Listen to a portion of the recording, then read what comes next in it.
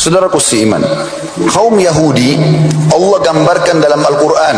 Tentu kalau kita ingin rincikan akan sangat panjang bahasan tentang Yahudi ini. Bahkan banyak di antara ulama menulis 2 jilid kitab besar hanya membahas tentang siapa mereka. Tapi saya akan menjawab pertanyaan ini dengan apa yang Tuhan kita Allah Subhanahu wa taala gambarkan tentang mereka. Dengarkan saudaraku seiman, siapa musuh kaum muslimin sekarang yang menjajah wilayah Islam itu?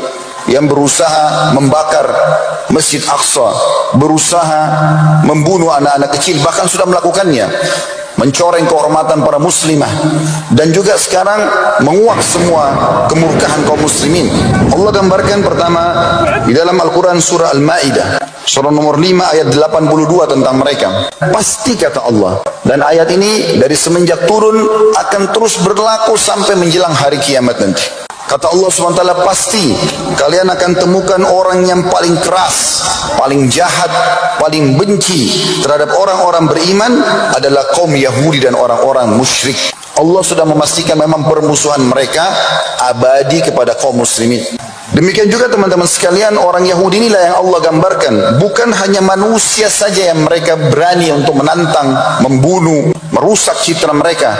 Mereka berani melampaui batas sampai mereka berani menghina Allah. Allah gambarkan dalam surah Al-Ma'idah, surah nomor 5 ayat 64. A'udzu billahi minasyaitonir rajim. Wa qalatil yahudu yadullahi maglula gullat aydihim wa lu'inu bima qalu.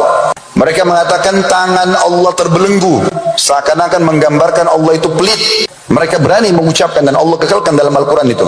Ketahuilah justru tangan mereka, kata Allah, yang terbelenggu, dan mereka dilaknat terhadap apa yang mereka katakan itu. Mereka juga yang telah mengatakan Allah itu fakir. Bukan cuma manusia mereka melalui, mereka langgar haknya. Allah sampai cita mereka berani mengatakan yang menciptakan langit dan bumi, yang setiap hari menyiapkan untuk kita udara, oksigen yang kita hirup, cahaya matahari, bintang-bintang di malam hari, dan sekian banyak fasilitas yang Allah berikan dari hewan-hewan, tumbuh-tumbuhan, segala macam hal di muka bumi ini, mereka mengatakan Allah fakir. Allah gambarkan di dalam surah Al-Imran, surah nomor 3 ayat 181.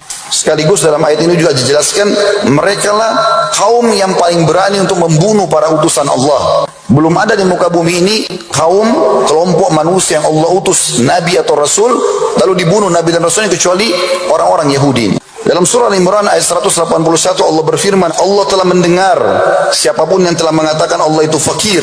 Ini orang-orang Yahudi yang berkata, dan kami adalah orang-orang yang kaya, maka kami akan catat perkataan mereka itu, dan mereka membunuh para nabi-nabi yang telah diutus tanpa kebenaran. Maka kami katakan kepada mereka, rasakanlah siksa api neraka.